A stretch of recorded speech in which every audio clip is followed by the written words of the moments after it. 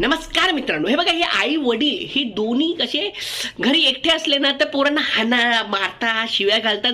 It's okay. पण हे जेव्हा बाहेर आपल्या मुलाबद्दल सांगतात ना, ही दोघी वेगळे वेगळे पर्सनॅलिटी आहे. म्हणजे आई जेव्हा त्यांच्या फ्रेंडला, त्यांच्या मैत्रिणीला आपल्याबद्दल सांगते कसं, अहो आमचा मुलगा म्हणजे खूपच चांगला आहे, हं, घरची सगळी कामात आम्हाला मदत करतो, भांडणं वगैरे काही सुद्धा नाही, बाहेर त्याचं काही सुद्धा लफडे येत नाही आमच्या घरापर्यंत, खूपच सभ्य पोरगा आहे माझा. मग तिकडची बाई पण तेच बोलते, आमचाही पोरगा अभ्यासात हुशार आहे आणि हे करतो ते करतो. नाही, बायका खूप चांगल्या असतात.